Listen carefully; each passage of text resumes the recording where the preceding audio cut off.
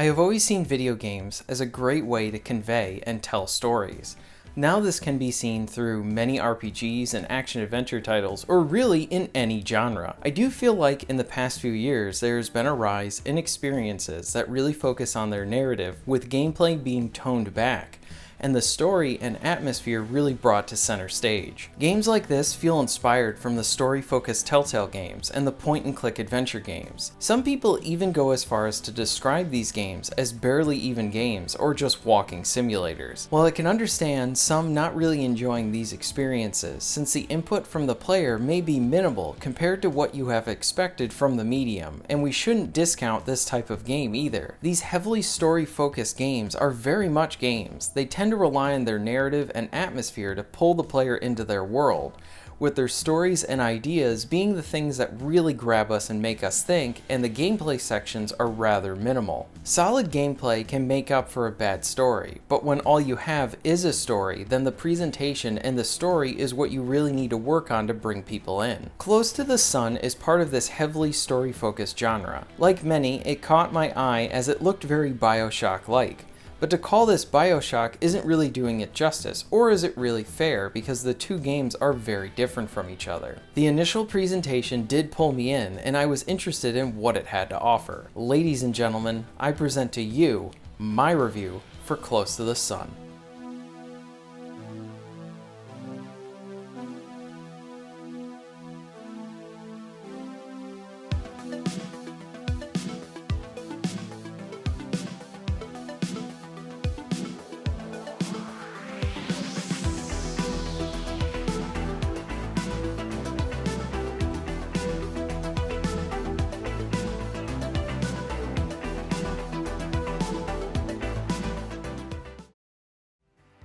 Close to the Sun puts you in the role of Rose, and she's on this quest to find and help her sister. The initial cutscene gives you the setup and sets the stage for this adventure. I didn't board the Helios knowing what would happen, only that pursuing my research could change the world. And we did! Just not in the way I'd imagined. Not yet, anyway. I want to explain everything now, so that you'd see that there is nothing to fear. You've always tried to protect me, my big sister, but this was meant to be. It's now my turn to protect you.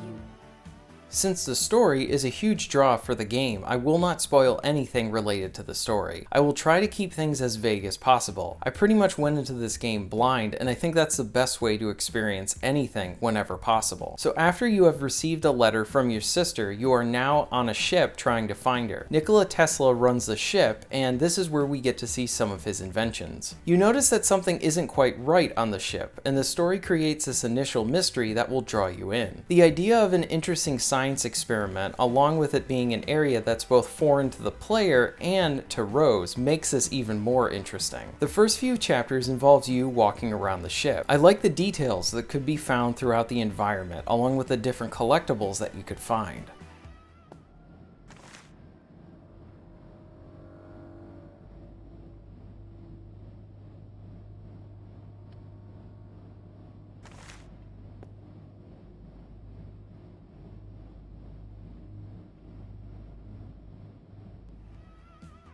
These first few levels are slow, but not in a bad way. The game is using this time to help build up the story and tension so that they can do stuff later on, rather than just starting you in the action. It shows restraint in its first few levels to really get the player absorbed by the environment. What helps with this is the presentation. The lighting and atmospheric sounds help to create a setting where you are alone and you honestly don't know what's in store for you. This is seen throughout the entire game, but I enjoyed the more subtle nature with the beginning sections. I do want to make note that while there are plenty of notes to read to help bring context to the story, there are different things that you can interact with to help paint a picture of what this place was before you got there, or maybe what it was trying to be. You can take a look at some of Tesla's inventions and hear his thoughts on them, along with providing some more background, and it's pretty much like a stationary audio log.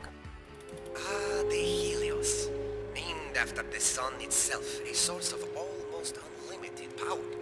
This is a safe space for those with an open mind and a talent for the scientific arts to expand the limits of human endeavor. Away from prying eyes and cynical money men, here all that matters is progress as we reach for the very stars themselves. Reading the collectibles allows the player to piece some stuff together, and it fits the mystery-like setting.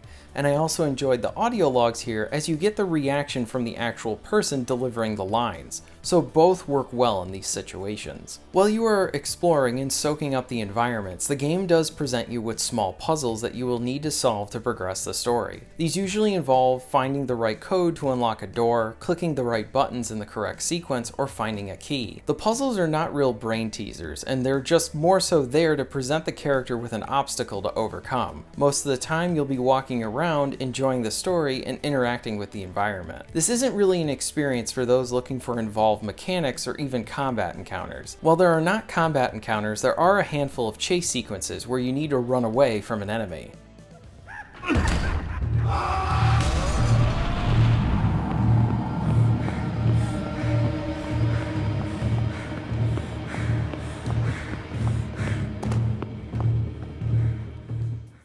I do like these sequences and how they help to change up the pace of the game and present something new and exciting. When the chase sequences are working, they are enjoyable, and the game feels like they have built up the tension prior to this to really let them explode in these sections.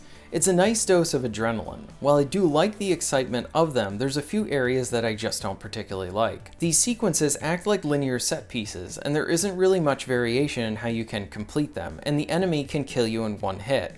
Essentially, if the enemy gets too close, they will grab you and kill you. My main problem with this is how the game doesn't really register you jumping over an object when it's presented, and how in some situations with the escape sequences, it would have been better if they gave you just a little bit more wiggle room. If you make one wrong move or even hesitate to figure out where to go next, you're gonna die. There is one sequence that happens in Chapter 8 where you need to turn on the power in 2 locations and then run through a set of doors. The doors open on the left and the right. If you run through the left side, I almost always died whenever I did this, but if I did the right side, I would get out safely. These chase sequences can be a dance in trial and error, but not in a good way. At their worst, these sections can be tedious and frustrating, but then when they work, then it's a nice burst of action. I think about half of the chase sequences are frustrating, with the other half being good, but I also think that all of the chase sequences really do have the potential of frustrating the player. Thankfully, these chases are rather short, and they don't overstay their welcome. And usually, if you hit a frustrating part in them, you are right next to a checkpoint, so that helps to be able to get through these sections. I think if the movement was tweaked for these sections, and if the game gave the player a little bit more wiggle room, it would help to decrease the potential frustration. I do think that the chase sequences work better for the first 2/3 as they aren't used as often, but towards the end of the game you're going to have quite a few in quick succession. Like I said before, the story does a good job of creating an initial mystery, and it's a story you're going to want to experience. The pacing of the game is rather good, and I never felt bored. I completed this game in one 5 to 6 hour sitting, and it does have that feeling of you just wanting to do one more chapter. I really liked Rose as a character.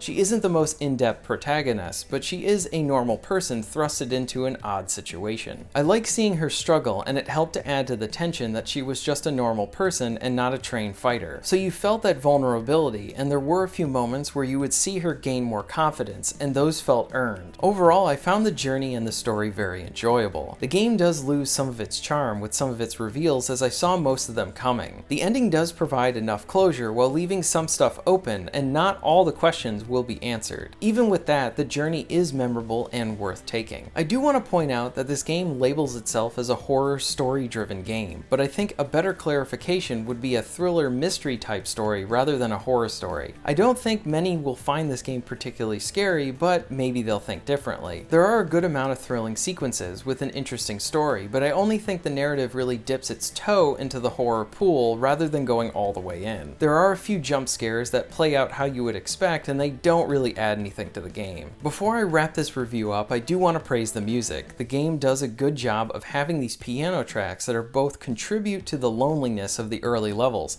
along with just providing solid tracks for the game. Here are a few tracks from the game.